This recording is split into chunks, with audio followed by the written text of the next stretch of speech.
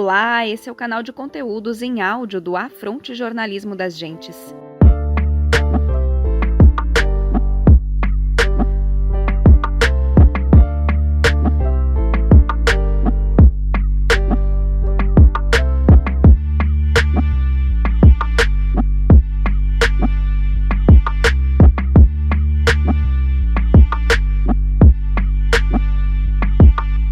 Olá pessoal, espero que estejam bem. Kleber Busato Cime, Regional Sul, equipe Florianópolis. Estamos aí em plena semana eleitoral, né? No próximo domingo, dia 6 de outubro, realiza-se, como sabemos, o primeiro turno das eleições nos 5.565 municípios do Brasil.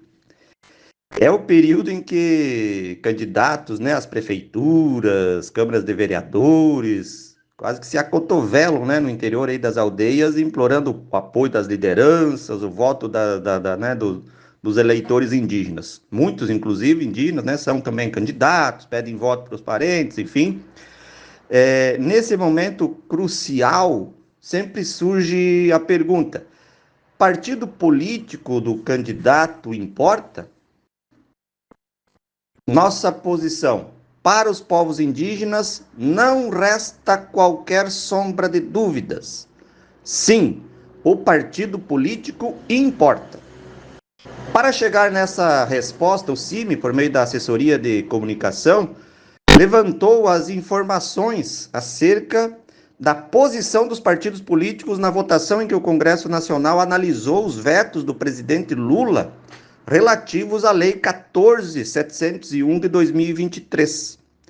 Então, o critério considerado na análise foi o percentual de votos dados por cada partido político, né, na decisão que derrubou o veto de Lula e reintroduziu o marco temporal no conteúdo da lei. Então, foram somados, né, os votos dos deputados federais e dos senadores da República de cada um desses partidos. Trata-se, então, de um critério objetivo, né, acerca de um tema sobre o qual não se tem dúvidas, né? O marco temporal é a arma mais letal que os inimigos, né, dos povos indígenas têm usado nos ataques violentos que desferem permanentemente contra os seus direitos. Portanto, por óbvio, os partidos políticos que votaram a favor do marco temporal são eles próprios e representam os interesses de atores sociopolítico, econômico, religiosos contrários, antagônicos, adversários, inimigos dos povos indígenas. Por outro lado, apesar das contradições que possam existir, os partidos que votaram contra o marco temporal mostram-se aliados dos povos na instância do poder legislativo, Câmara dos Deputados e Senado Federal, responsável pelas decisões acerca dos seus direitos fundamentais. Então, nesse cenário, foi possível identificar com nitidez, né, a existência de 3 blocos de partidos políticos. Um desses blocos é formado por 11 partidos, total ou majoritariamente contrários aos povos indígenas. Um outro bloco de 7 partidos, total ou majoritariamente favoráveis, né, aos povos, e um partido, então, que ficou dividido ao meio, né, com 50% dos parlamentares favoráveis e os outros 50% contrários. Pois bem, apesar assim de ser um pouco repetitivo, a gente fez uma opção didática nesse primeiro áudio de marcar a posição de cada um dos partidos políticos, o quantitativo de votos e o respectivo percentual contrário ou favorável aos povos indígenas nessa votação emblemática, beleza? Então vamos lá. Feitas então essas notas introdutórias, né? E tendo como referência essas notas, vamos então aos dados. Primeiro, os 11 partidos políticos contrários aos povos indígenas na votação, ou seja, favoráveis ao marco temporal, contrários aos povos indígenas. Primeiro, o Partido Novo, número 30, teve 4 votos, sendo 100% contrário aos povos indígenas. Depois, O PL número 22 teve 103 votos, sendo 98,1% contrário aos povos. O PSDB número 45 teve 15 votos, sendo 93,3% contrário aos povos indígenas. União Brasil, número 44, teve 58 votos, sendo 93,1% contrário aos povos indígenas. O PP, número 11, teve 52 votos, sendo 92,3% contrário aos povos indígenas. O Republicanos, número 10, teve 38 votos, sendo 92,1% contrário aos povos indígenas. O Podemos, número 20, teve 21 votos, sendo 90,5% contrário aos povos indígenas.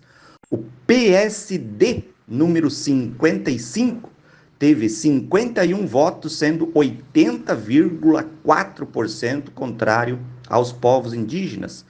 O Patriotas, número 51, teve 5 votos, sendo 80% contrário aos povos indígenas.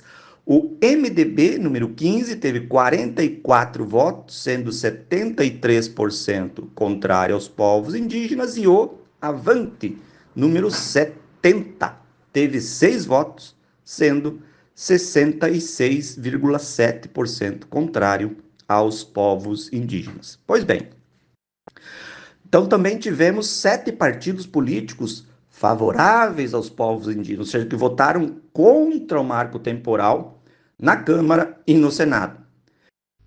São eles: o PT número 13, teve 63 votos, sendo 100% favorável aos povos indígenas. O PSOL, número 50, teve 12 votos, sendo 100% favorável aos povos indígenas. O PCdoB, número 65, teve 7 votos, sendo 100% favorável aos povos indígenas. A Rede Sustentabilidade, número 18, teve 2 votos, sendo 100% favorável aos povos indígenas. O PSB, número 40, teve 17 votos, sendo 70,6% favorável aos povos indígenas. O PDT, número 12, teve 18 votos, sendo 66,7% favorável aos povos indígenas. O Cidadania, número 23, teve 3 votos, sendo 66,7% favorável aos povos indígenas. E o Solidariedade, número 77, que teve 5 votos, sendo 60% favorável aos povos indígenas. Pois bem, o PV número 43, então, que teve 6 votos, foi o único partido que dividiu-se ao meio, né? Ficou, então, 50% favorável e 50% contrário. A essa altura, né, do campeonato, você pode estar se perguntando assim, mas o que tem a ver a eleição municipal e a votação dos deputados e dos senadores a favor ou contra o marco temporal? Pois bem, tem tudo a ver, mas isso nós vamos deixar para um próximo áudio, né? Que a gente fará aí amanhã ou depois aí ao longo dessa semana eleitoral. Beleza? Um forte abraço, sigamos na luta e na esperança. Quanto maior a luta, maior a esperança.